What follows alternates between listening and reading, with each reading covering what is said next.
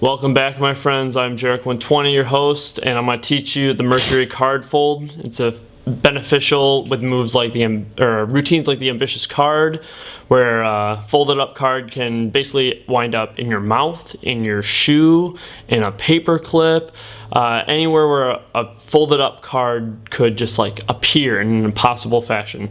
So let's learn how to do it. It's a quick little move that just looks like that. And basically, you can hand the deck off to the spectator, and you have the spectator's card folded up into quarters.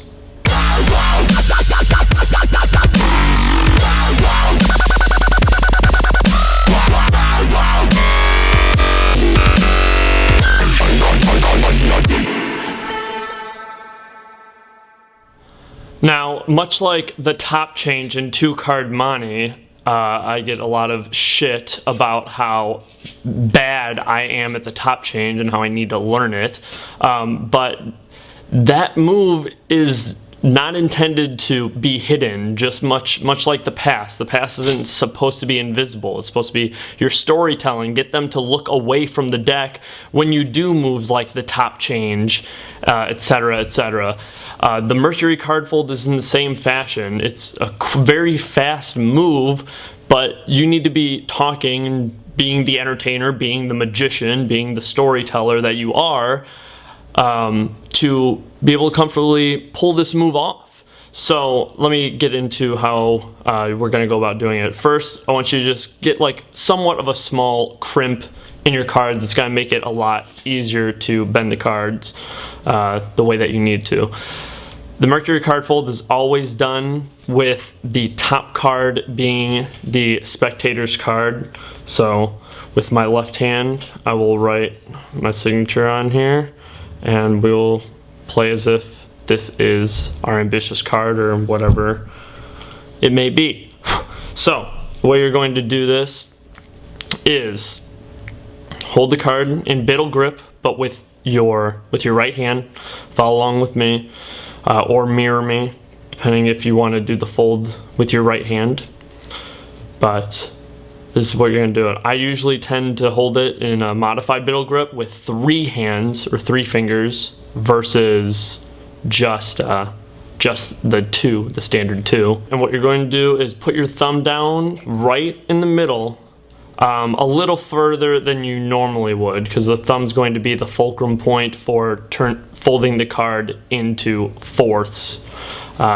This hand is folding in half, and the thumb is folding into quarters. So here's what's happening. Follow along if you have cards that you want to ruin, or just look at what I'm doing and understand it, so when the time comes that you can easily do this. It is very worth ruining cards and handing them to spectators as a memorial, as some kind of souvenir that they can remember you by. And even doing this now, I notice that I should put my hand where the joint is near the bottom of the cards, just like that. So, got that? And that's going to cover the cards from more angles better anyway. What you're going to do, bend the card in half, bringing one end to the other, just like that. And no one's going to see this angle because this will be facing you. Your hand will be blocking the right side, and this hand will be blocking the top. So if done correctly, no one should be able to see what's going on underneath. So you're going to bend it in half, and right when you get here, almost right away, start curling. You're going to use this as your fulcrum, so push in a little bit with your thumb. But these 3 fingers, your ring, middle, and index, are doing all the work by really squeezing it tight together, and then immediately bring that back to the top. And you'll still have this little bend in there, but now you can use a rock in a hard place to pinch that together. And what I usually do is I'll come down with my other hand and grab this corner, because this is where it's the most trying to open up, and I'll pinch that down, squeezing it tight underneath the deck. And now I can just hold in one hand just like this. No one's gonna notice. Allows me to have this hand clean, and then when I go to give the spectator the deck, I can just place that right in palming position, right there. Peel it off, wrist kill, give the deck to the spectator, go into whatever you need to put in your pocket, put it wherever, just keep it palmed off, kick your shoe off, and they see a folded up card that's taped to your shoe in a paper clip, whatever the case may be. If you want to learn the paper clip routine, watch my original part 3 of the ambitious card routine, and it teaches you a closer that utilizes the Mercury card fold. It's not uncommon that, like, if you're doing it, the card will get like in a very ugly 4-way fold.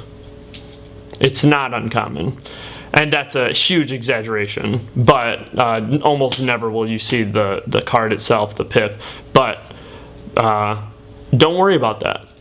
They just think it's still impossible that their card is folded up in any kind of situation, scenario. You need to focus on your storytelling. Make sure that just hold the deck comfortable, get ready for the move, do some storytelling, say the person's name, whatever it takes for them to look at your eye and to allow you to peel that card up, use that thumb, corner it up, put it on there, come back underneath to pinch it down, sealing the card essentially tight. Again, better example, not perfectly folded into quarters, but still it's going to be impressive. Again, don't worry about ruining your cards. If you guys are serious about Magic, you should be getting used to the idea that you're going to be investing a lot in decks of cards.